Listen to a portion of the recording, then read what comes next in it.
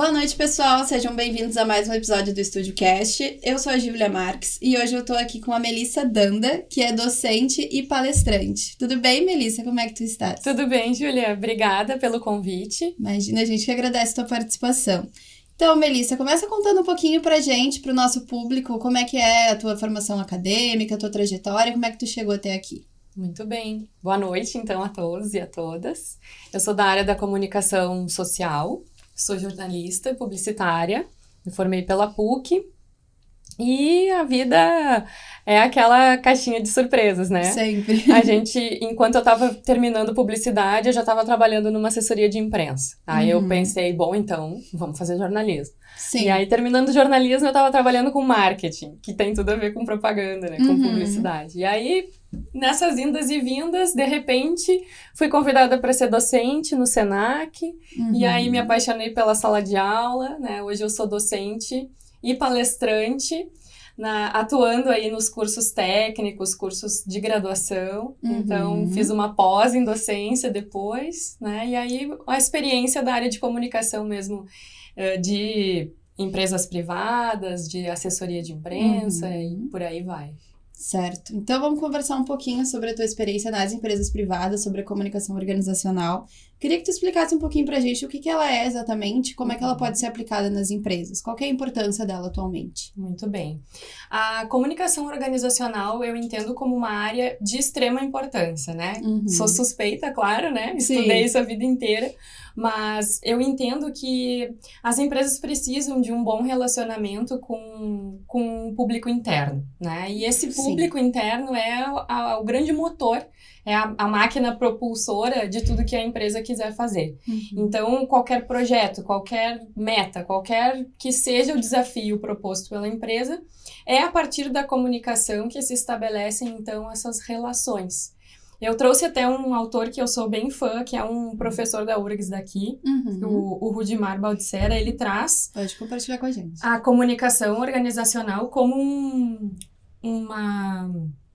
a partir de uma tríplice, né? De três pilares, vamos chamar assim, que é a comunicação falada, a comunicação escrita e a comunicação intencional, que é aquela que a gente vê, assim, quando a empresa organiza, né, a comunicação autorizada, digamos assim, que ela organiza quais são os veículos que ela vai utilizar, como é que é esse discurso organizacional, né? Tem empresas que são mais jovens, tem empresas que são mais sérias, tem empresas que são mais formais, tem empresas que são mais informais, então cada uma tem a sua voz.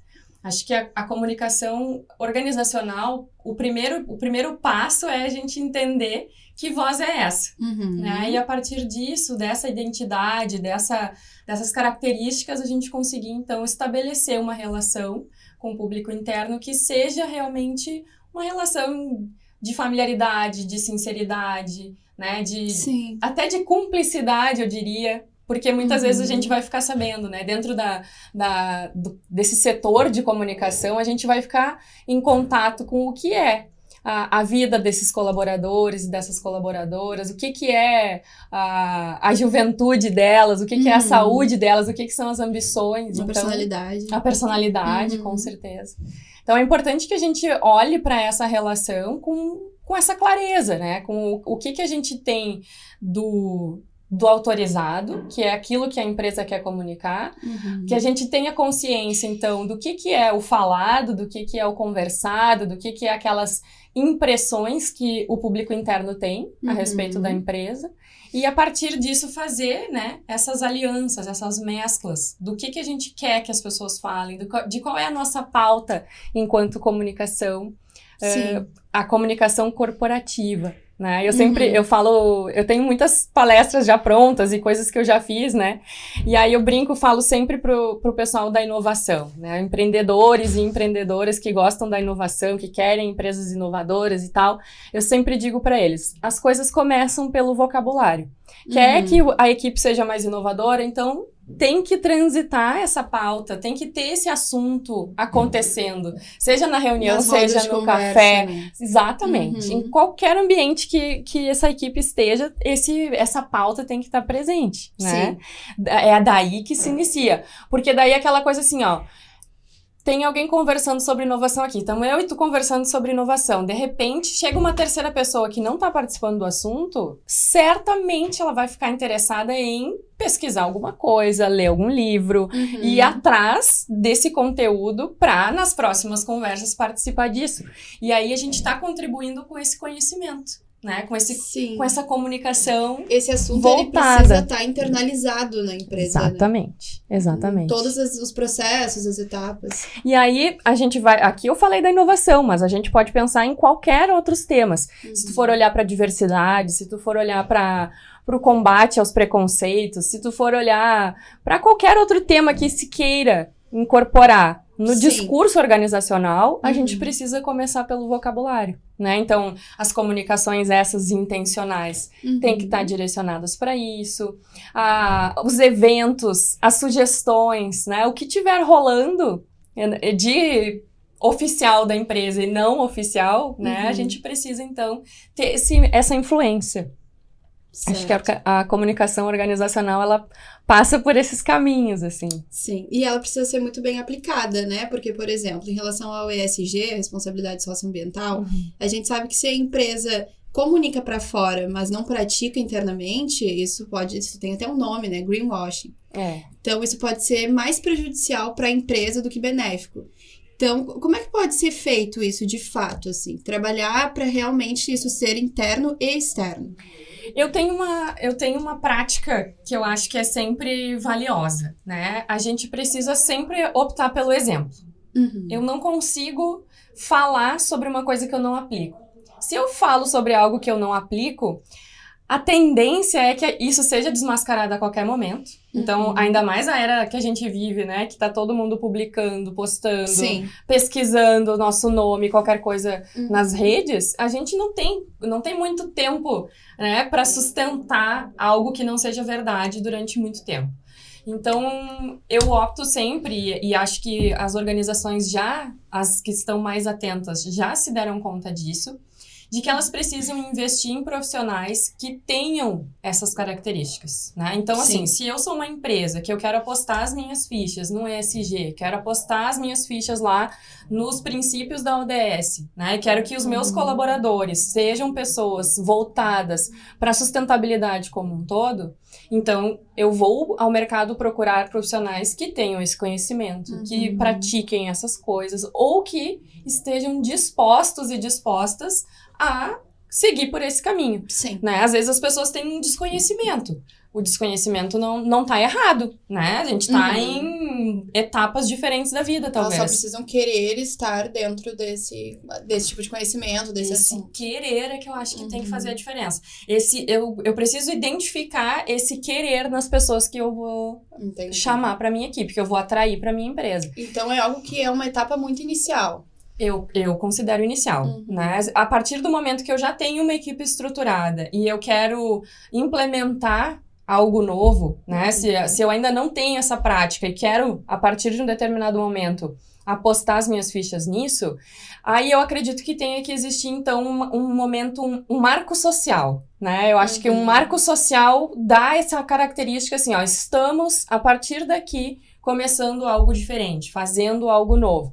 Que daí pode ser qualquer coisa, pode ser uma reunião, pode ser um lançamento de uma campanha, pode ser a ferramenta em si, ela não é a ferramenta que faz o negócio dar certo, mas dentro desse imaginário das equipes, a gente precisa ter essa noção bem estabelecida, esse marco social bem demarcado, né? Ficou meio redundante, mas é isso, assim. A partir desse momento aqui, a gente está falando de diversidade. A partir desse momento, a empresa quer que você se aprimore nesse tema. E aí, seja o tema que for, né? Aquilo que for importante para as empresas mesmo. Então, acho que tem uma característica dessas pessoas, né? Até pra gente falar, assim, eu acho que o teu programa aqui, a gente vê, pode ser assistido por quem for, né? Então, empresas, né, trabalhadores e trabalhadoras, a gente precisa olhar para as nossas características. Será que eu tenho essa pegada? Né? Será que eu tenho essa capacidade de uma abertura para receber informações, para colocar em prática informações sobre algo que eu ainda não sei, né? Se é algo que eu preciso ser muito convencida, se eu preciso se a empresa precisa gastar uma energia, né, para que as pessoas também comprem uma ideia, aceitem um projeto, isso é uma coisa meio desgastante, né? Claro. Precisa a gente estar numa dinâmica, eu acredito, profissional, onde a gente saiba que as coisas vão mudar e que tem mudado cada vez mais rápido, né? Os direcionamentos, os projetos, tudo isso vai acontecendo aí deu 2 cliques e a gente está mudando, né? Claro. Então, a gente está muito nessa rota. Eu acho que a comunicação, ela vem sofrendo um impacto muito grande, né? A partir desses olhares da tecnologia, né? Então, muitas vezes a gente acha que mandei o e-mail, as pessoas estão informadas. Mandei no grupo de WhatsApp a mensagem, as pessoas visualizaram, então todos estão cientes. Mas o processo comunicacional como um todo, a gente sabe que ele é muito mais complexo, né? A gente tem uma influência imensa do meio que a gente tá, da nossa cultura, do que tá acontecendo ao nosso redor naquele momento, os nossos pensamentos. Sim, a nossa bagagem emocional, cultural, toda, né? Todas as nossas dimensões diversas da nossa complexidade. Então, eu acredito muito que a gente precise lembrar disso, né? De que esse processo de comunicação, mesmo com tanta tecnologia, ele não pode ser considerado fácil, né? Não pode ser considerado banal ou simplório. Né? Eu acho que tem uma responsabilidade muito grande de quem está emitindo essas mensagens em se fazer entender, né? Em conferir se as coisas foram realmente compreendidas como a gente estava lá intencionando, né? Então, esse desafio da comunicação, que eu acho que é uma das coisas mais mágicas, assim, né? A gente conseguir trazer essa identificação, né? Tu tá fazendo pra mim. Eu tô vendo que tu tá me entendendo. A gente tá aqui nesse processo comunicacional e se entendendo, né? Só que se eu te mando um e-mail, se eu te mando uma mensagem, se a gente não tá olho no olho, como é que fica essa mensagem? Como é que eu garanto que essa mensagem chegou? E aí, se a gente tá olhando para as empresas, né? Para essa comunicação organizacional como um grande guarda-chuva e quer que as coisas aconteçam intencionalmente para chegar num determinado objetivo, mais ainda a gente tem que ter atenção para essa responsabilidade de quem emite as mensagens, né? Eu preciso usar uma linguagem que seja coerente com aquela equipe, eu preciso adequar a minha linguagem ao meio que está sendo enviado. E isso é um pecado que a gente comete, né? Eu pego o texto do e-mail e mando em várias outras ferramentas e tá feito. Quando, na verdade, a gente precisaria ter uma adaptação, precisaria ter uma análise um pouquinho mais sensível do que é que as pessoas querem ali. Será que um vídeo funciona melhor? Será que um áudio funciona melhor? Sim. E aí a gente fazendo essas adaptações. Até porque a gente precisa entender também que a interpretação de cada pessoa é única, né? E é individual, cada pessoa pode interpretar de uma forma diferente. Então, acredito que essa parte automatizada, ela até pode acontecer, mas ela precisa de um acompanhamento, né?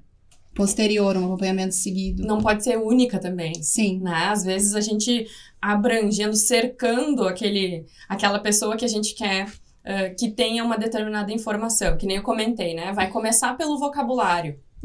Conversando sobre os temas, trazendo determinadas, palavras ali, né? A partir dali, a gente vai repetir essas palavras de modo intencional. Num e-mail marketing, num programa, num outro espaço, sabe? E aí, aos poucos, essa pessoa ela vai sendo cercada por esse assunto. Sim. E aí, a gente vai ter certeza de que ela tá dentro, encaminhada. inserida, né? Influenciada por essas questões. Claro que eu tô falando aqui também de uma forma aí bem genérica, né? Não me aprofundei em nenhum assunto específico, mas eu acredito que a comunicação, ela tem essa característica, né? A gente permeia todos os outros assuntos. Então, se eu quero falar de saúde, eu vou usar a comunicação como ferramenta, né? Se eu quero falar sobre, enfim, direito, comunicação, jornalismo, enfim, a gente vai usar essas palavras, essas ferramentas, vai usar. E essa é a beleza da comunicação, né? Ela poder ser utilizada Nós somos suspeitas aqui, né? Somos suspeitas. Melissa, eu queria te fazer uma pergunta. Qual que é o papel do endomarketing na comunicação organizacional?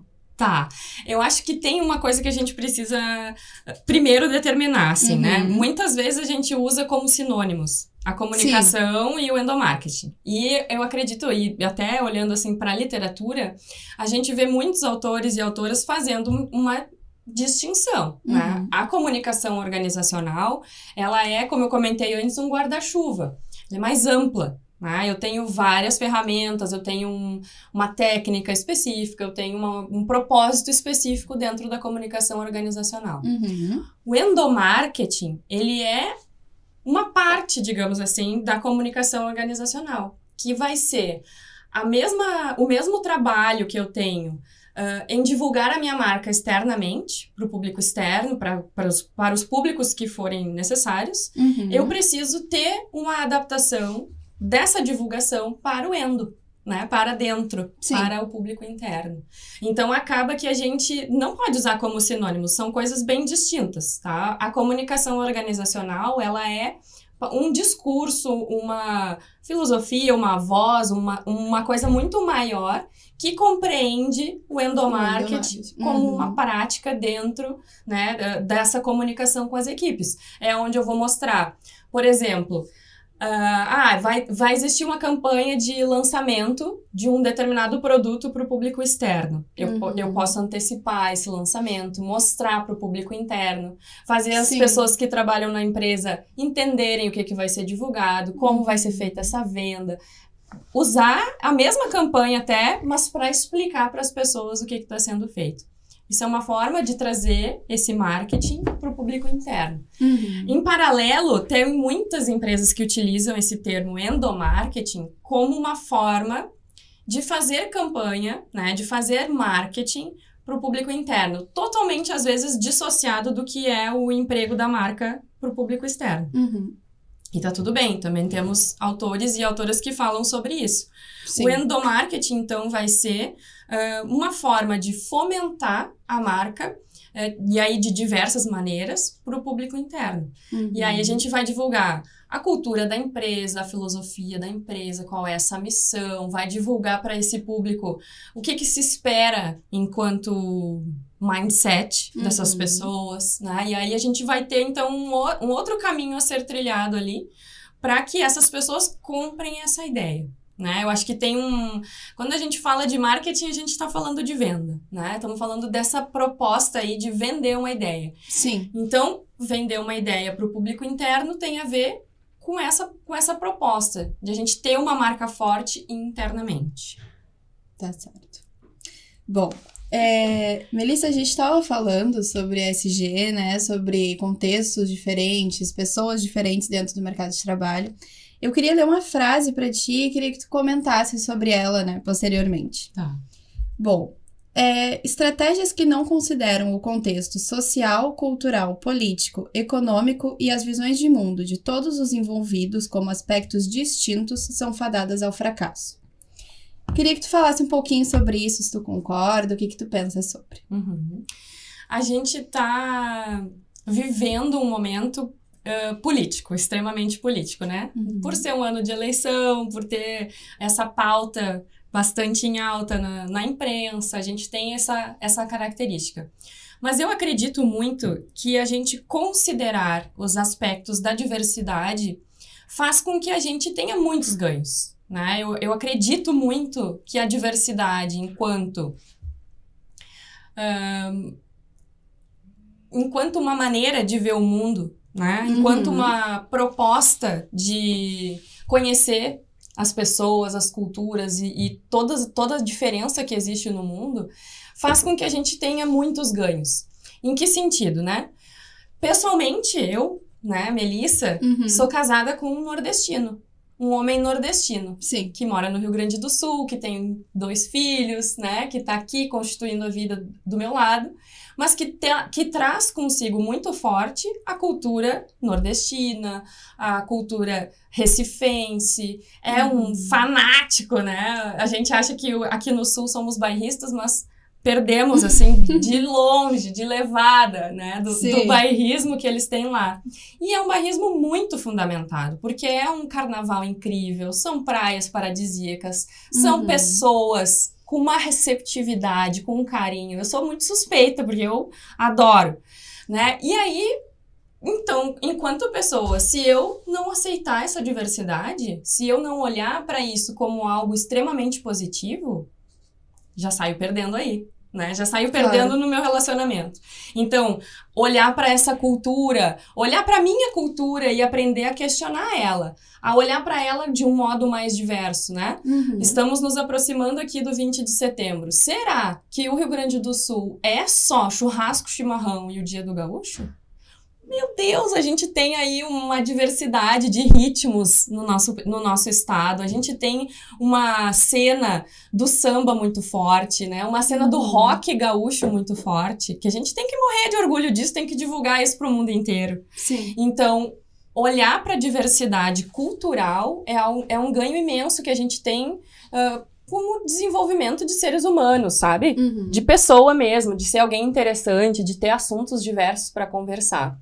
Quando a gente olha para o lado da empresa, né, a diversidade das pessoas, seja que a diversidade que for, cor, gênero, a faixa etária, o que for, traz para nós uma diversidade de olhares, de percepções, de interpretações, de, enfim, visões de mundo sobre o mesmo tema que jamais a gente vai conseguir ter com uma única existência, né? Que eu tô aqui, eu, mulher branca, sulista, vivendo, né? Aquilo que eu vivi até hoje, permeada de privilégios, né?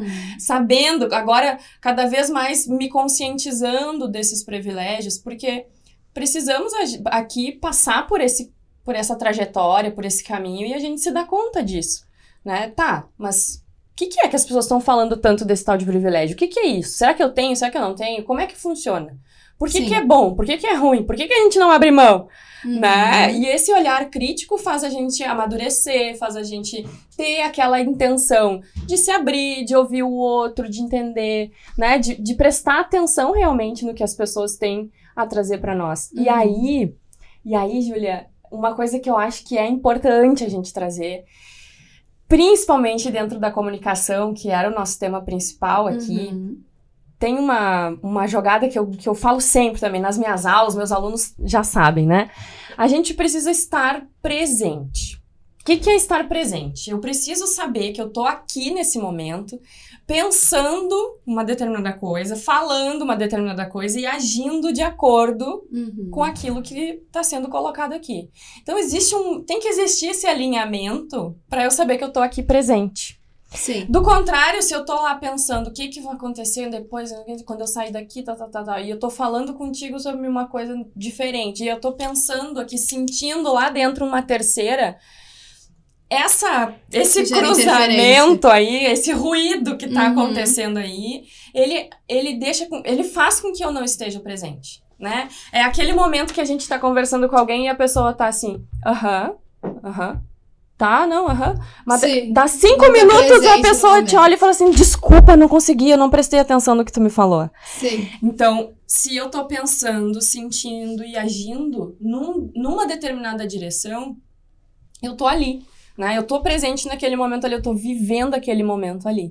E é isso que tem que acontecer para que a gente permita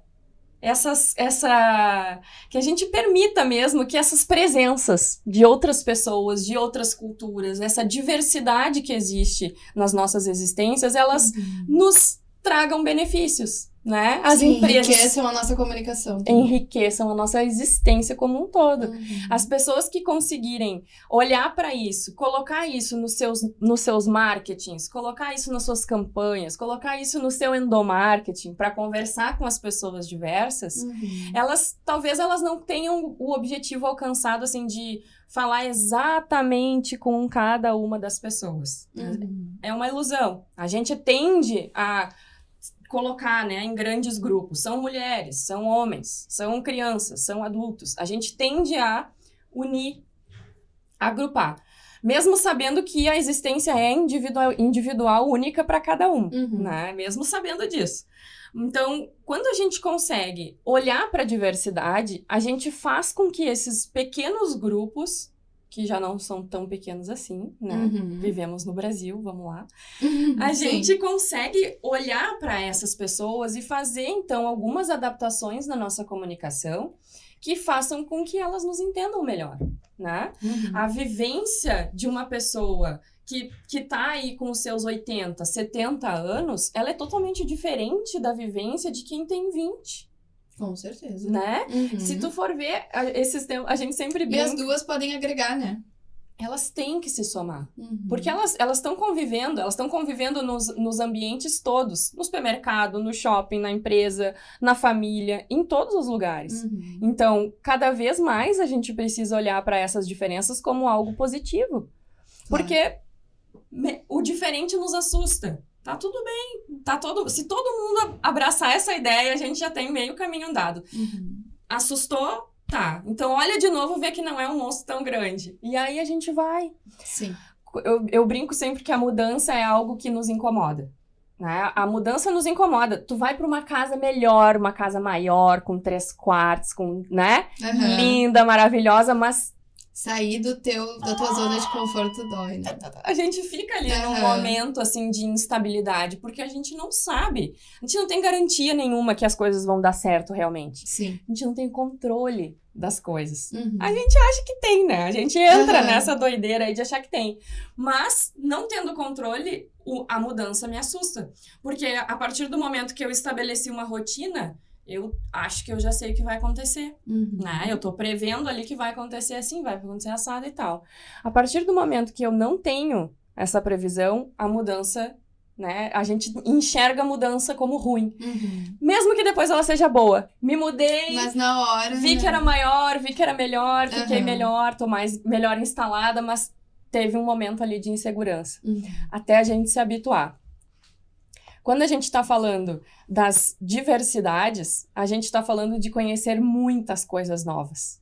Eu não sei como é que é a existência, a vivência, as experiências das pessoas de outras idades, né? Eu posso imaginar isso, né? De outras cores, de outras etnias.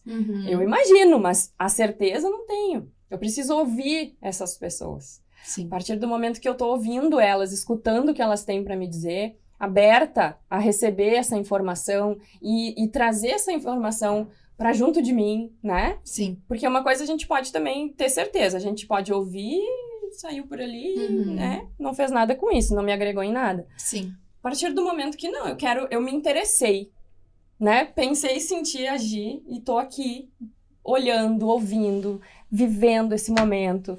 Então é isso que eu quero entender. Né? A frase que tu trouxe é uma frase importante porque esse olhar político, social, diverso é um olhar que hoje em dia tem sido questionado. Muito questionado. E eu particularmente não entendo, porque por tudo isso que eu te falei até aqui, né? Se somos todos diversos e diversas, se temos as nossas diferenças todas, né? Tem uma banda que eu amo, que é o Teatro Mágico, que ele fala edições limitadas de capa única. Né? Porque só existe eu, não existe mais ninguém, nem com essa aparência. Então, se somos edições limitadas de capa única, como é que a gente vai fazer para estar todo mundo na mesma biblioteca? Sim. Né? Essa é a grande pergunta. Eu acho, e a gente já tá todo mundo na mesma biblioteca. Né? Olhar para isso, antes tu estava falando também da ESG, né? Sim.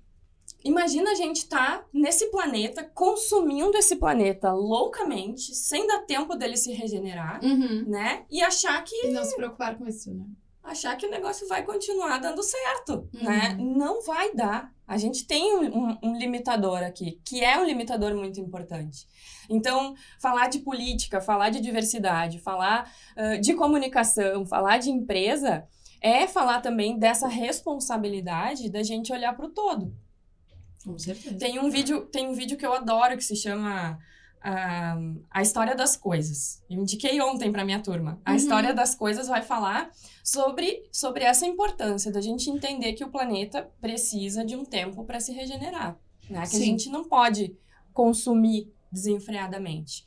Então, a gente olhar para isso e repensar as nossas atitudes é uma característica nossa, a gente pode fazer isso. Não é feio fazer isso, repensar, mudar de ideia. Sim. Né? Isso é uma coisa que eu acho também a gente, às vezes, entra numa coisa assim de, essa é a minha opinião. É a minha opinião, eu não mudo, não interessa, eu sou assim, cresci assim, nasci assim, né? As famosas síndrome de Gabriela. Mas gente, Sim. Se parar pra pensar que o nosso corpo tá num processo de transformação constante, desde a hora que eu nasci, desde a barriga, da hora que eu me formei, e vai transformando, nasceu, e vai transformando, e cresce, envelhece, né? Todo esse processo é uma mudança constante.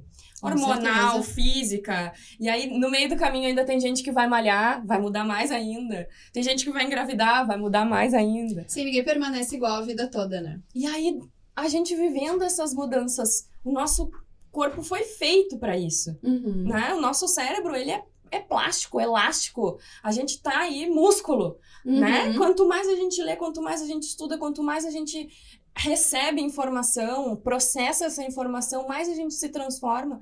E a gente possa aproveitar isso, se conectar com coisas que sejam realmente relevantes, diversas, né? Com propósito. Sim. Acho que tem um desenvolvimento, um senso de desenvolvimento pessoal aí que a gente tem que ter, tem que desenvolver. Não é só isso, né? Ah, minha família me deu esses valores e acabou.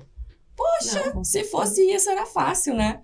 Mas não é. A gente tá aí nesse processo de mudança, de constante construção. Então, olhar aí, que nem trouxe na frase, né? Para todas essas dimensões, sociopolítico, diverso. Acho que é um olhar de seres humanos, assim, cidadãos do mundo. Claro. Né? Acho que esse é o nosso propósito. A gente estabelece fronteiras, mas essas fronteiras, elas são ali ilusórias, né? Eu posso, sim, aprender sobre outras culturas, sobre outros países. O pessoal se interessou muito sobre a morte da rainha, a família real, né? Olha quanta coisa a gente tá vendo aí. Uma cultura totalmente diferente da nossa. Eu falei em casa, nossa, que estranho. Pessoas jovens chorando a morte da rainha, né? Apareceu na televisão e eu achei aquilo, me deu um impacto, assim, porque pra mim parece uma coisa tão longínqua, assim, distante, né? me impactou. E aí o meu marido me olhou e falou assim, mas tu imagina que essas pessoas cresceram vendo essa referência e tendo essa referência de liderança a vida inteira. Claro. Eu digo, pô, é verdade, né? A cultura deles, eles estão vendo isso e estão perdendo alguém importante realmente para eles, então... Sim, uma figura mundial, né? Uma representação forte, isso. Né? Então, com certeza. Entender e aceitar essas diferenças, acho que é um desafio bem grande, mas bem importante pra gente enquanto humanidade mesmo. Claro. Isso e aí. É bem o que tu falou, né? Evolução pessoal, evolução do mercado, evolução das corporações. A gente está em constante evolução, como dependente do que for, né? Instituição, enfim. Exato. E acredito que a responsabilidade socioambiental, ela vem muito nesse sentido, né? De evoluir, acompanhar o mundo, as coisas que vêm acontecendo. Então, eu queria te perguntar se tu acredita que isso é uma tendência para o futuro ou ela é passageira? Meu Deus. O ESG. Meu Deus, que não seja, né? Que não seja um modismo.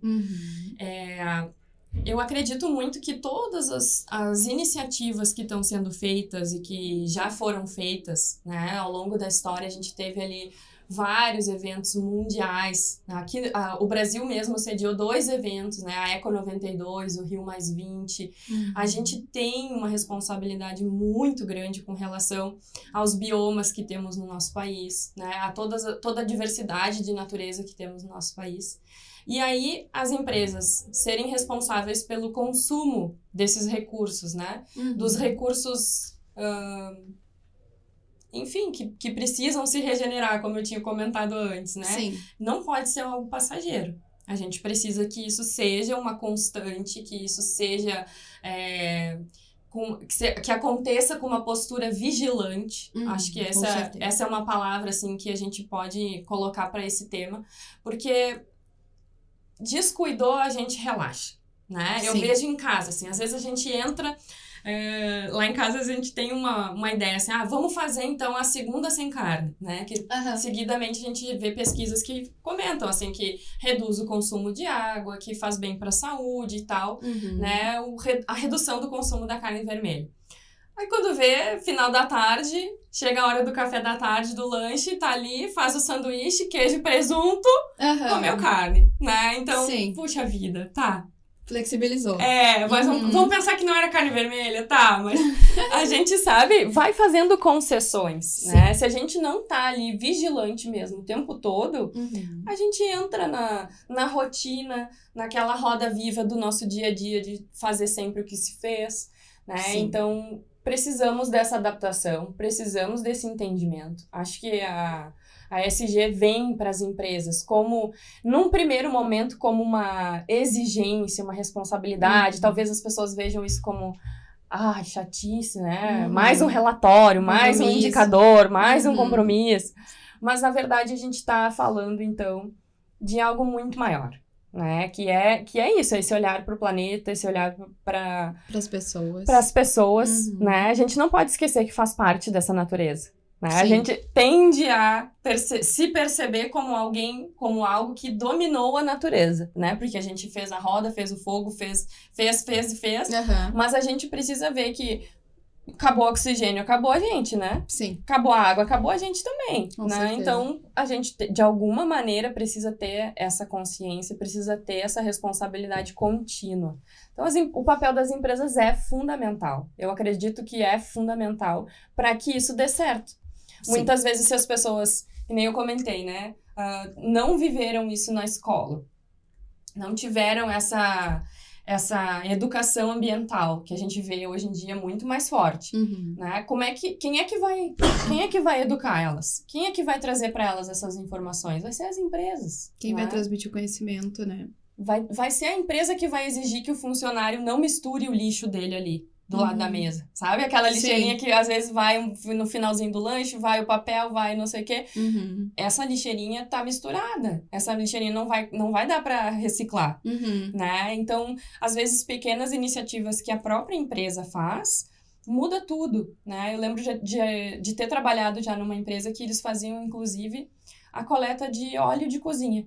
Ai, que legal. Então, o funcionário fazia lá a sua friturinha em casa, guardava numa garrafinha PET, levava para a empresa, né? Só tinha o trabalho de botar na garrafa PET e largar na empresa.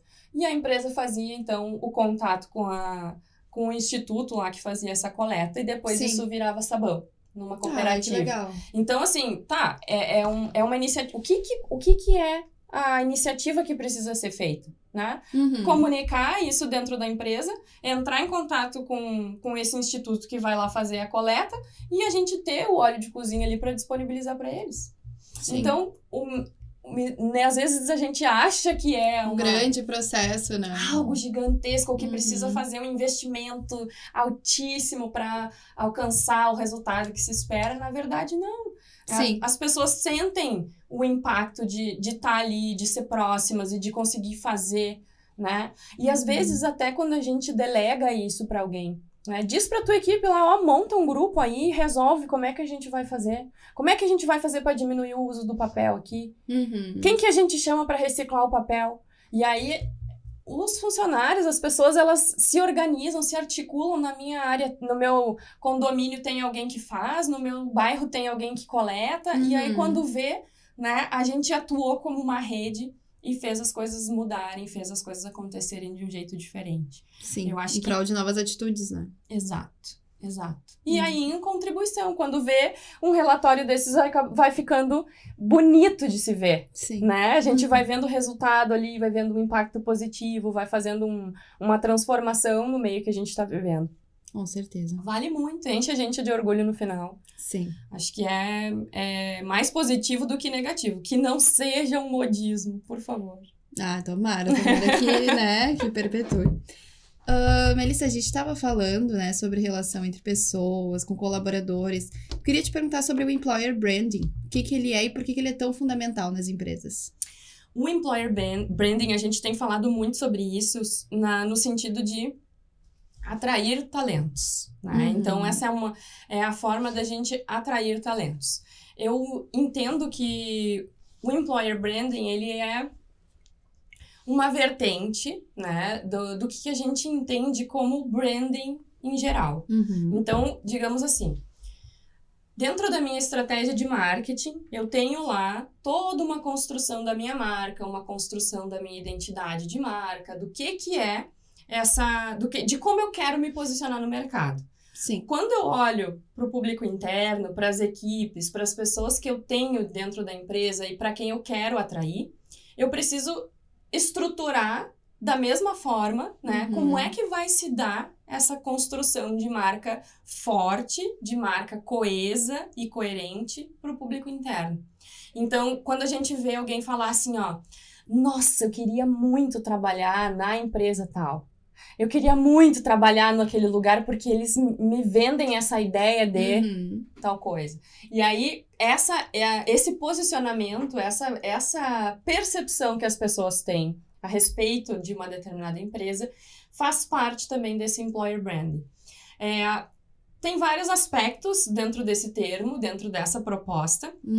E um deles eu acredito que é essa constância, né? Essa proposta de a empresa demonstrar a sua marca de uma forma coerente, né? De uma forma assim...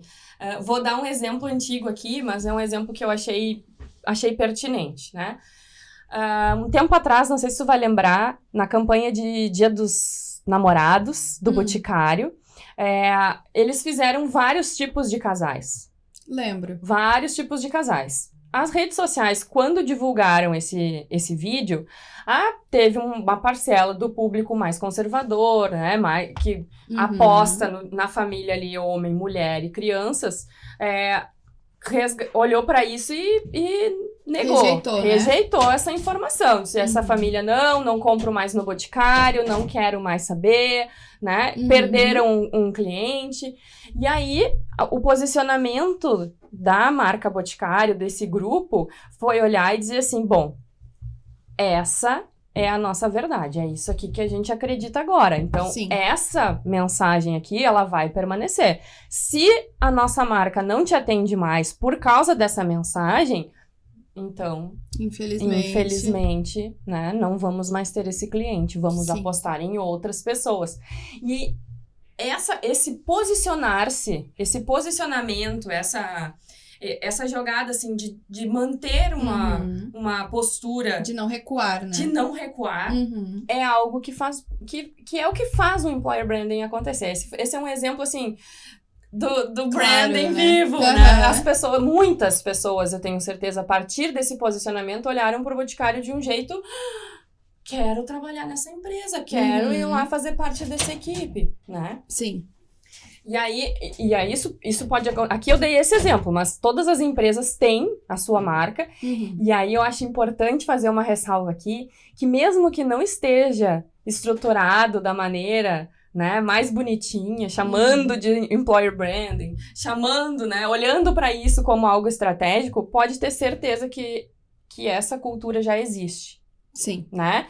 Positiva ou negativamente. As pessoas já olham para uma determinada empresa e elas já pensam assim, será? Né? Às vezes já tem aquela imagem inicial, já tem uma imagem ali, né, disso. Da campanha, da minha vizinha que foi lá fazer uma entrevista e não foi bem tratada, do fulano que eu vi comentar na rede social que deu certo uma entrega.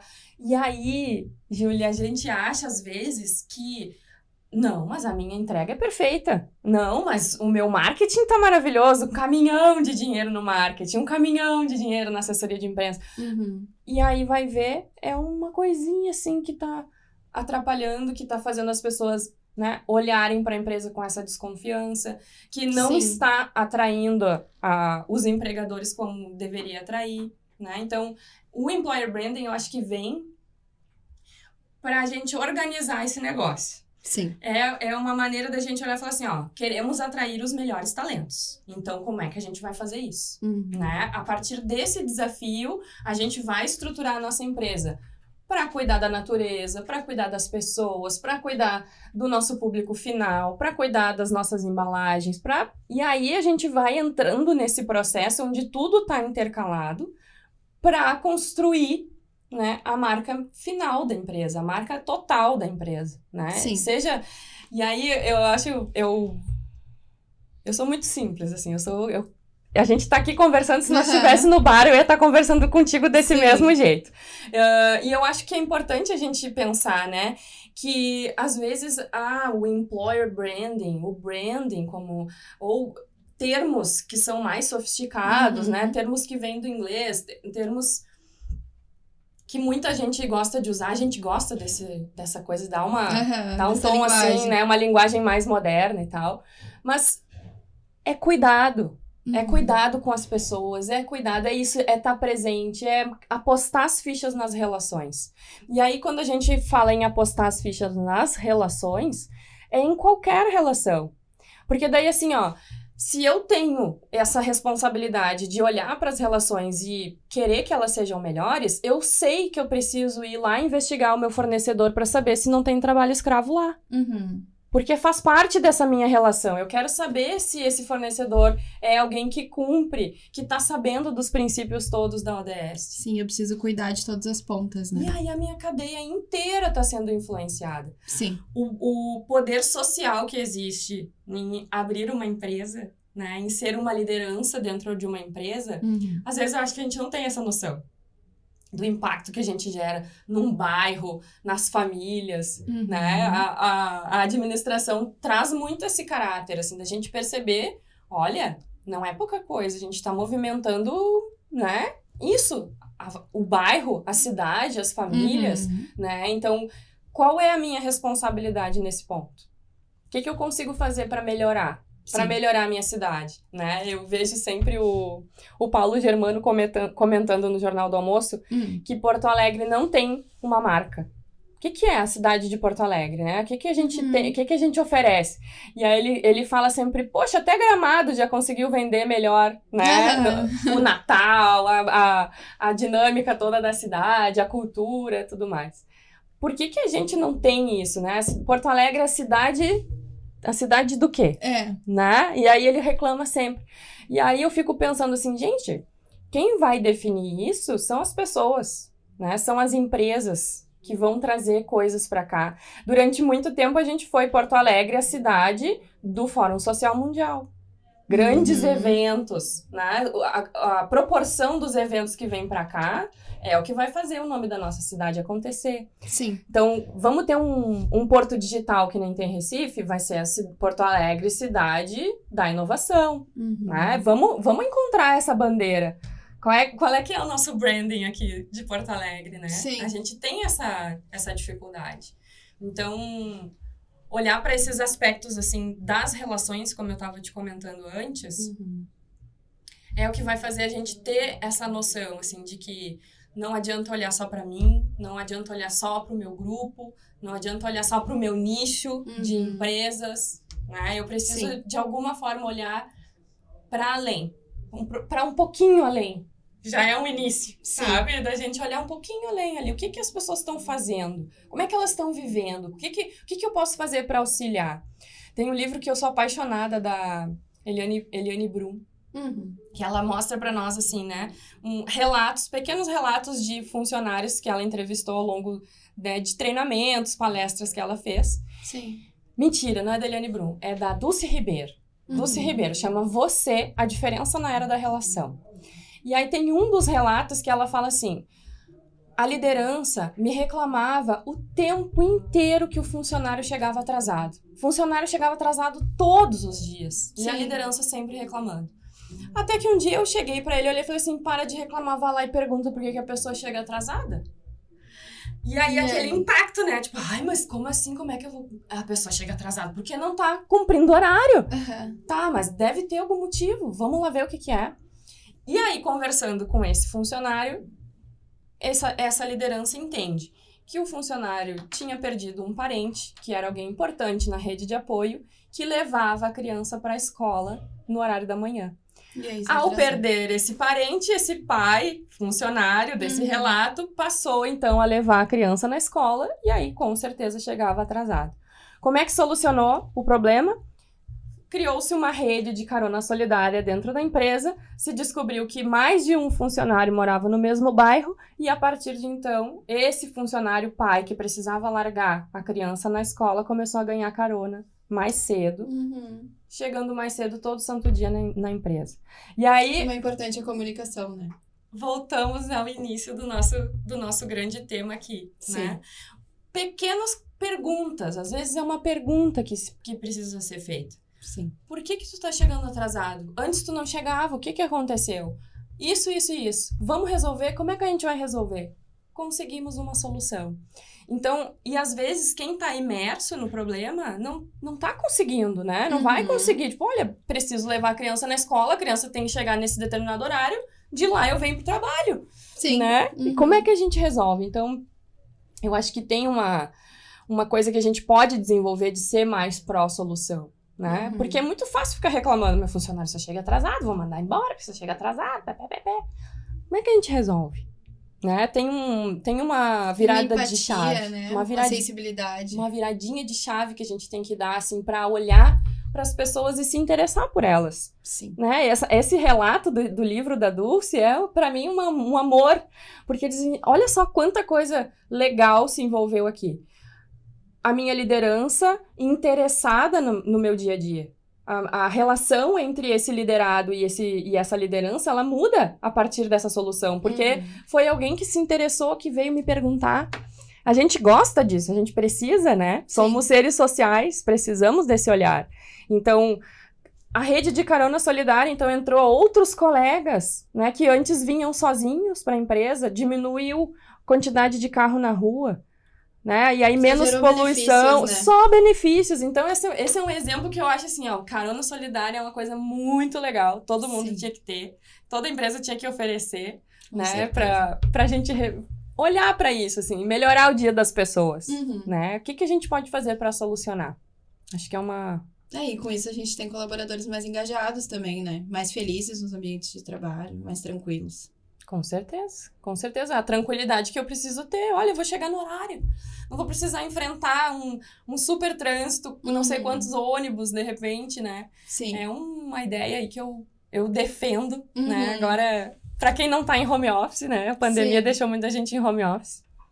Tá certo. Melissa, pra gente encerrar, vou te fazer uma pergunta. Bem assim, pra gente finalizar. Por que uma empresa deve investir em comunicação organizacional, em employer branding? Por quê? Qual é a motivação? Essa é uma pergunta de milhões, né?